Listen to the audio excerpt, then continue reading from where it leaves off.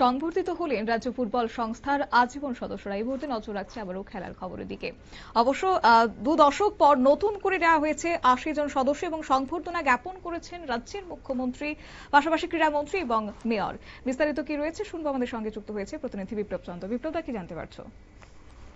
দেখুন সরকারি যে রাজ্য ফুটবল সংস্থা তার নতুন করে আরো 80 জন আজীবন সদস্য অর্থাৎ লাইফ মেম্বার নিযুক্ত করলো এবং সেটা শেষ হয়েছিল 2005 সালে। 2005 সালে সেই সময় সংখ্যা ছিল প্রায় 3 শতাধিক, কিন্তু এরপর বিগত 2 দশক পরে কিন্তু নতুন করে এই সদস্য পদ নেওয়ার অনুষ্ঠান এবং নতুন করে যে আজীবন সদস্য, সেখানে মোট 80 জন সদস্যকে তারা নতুন মেম্বারশিপ হিসেবে তারা গ্রহণ করলো বা তাদেরকে সংবর্ধনা তুলে দিল।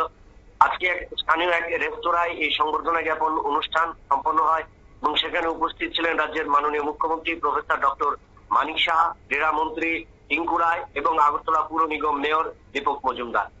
এবং সেই অনুষ্ঠানে আজকের যে সংবর্ধনা জ্ঞাপন অনুষ্ঠানে সেখানে ক্রীড়ামন্ত্রী এবং মুখ্যমন্ত্রীর উপস্থিতিতে প্রথম সদস্য হিসেবে কিন্তু মেয়র শ্রী দীপক মজুমদার হাতে সংবর্ধনা তুলে দেন বা আজীবন সদস্যের সার্টিফিকেট তুলে দিয়েছেন মুখ্যমন্ত্রী।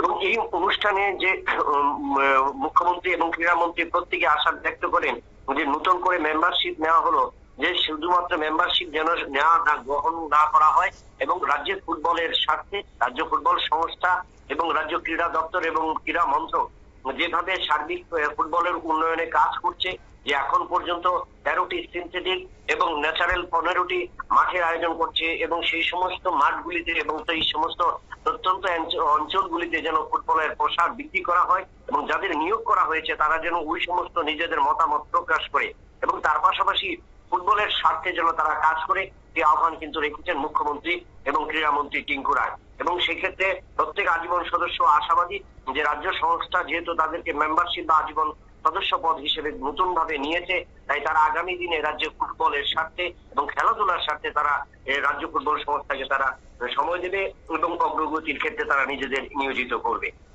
একেবারে তাই, ধন্যবাদ।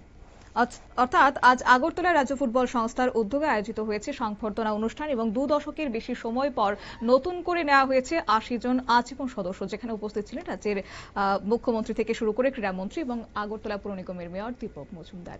নিয়ে নিয়েছে ছোট্ট একটি বিজ্ঞাপন বিরতির, সঙ্গে থাকুন।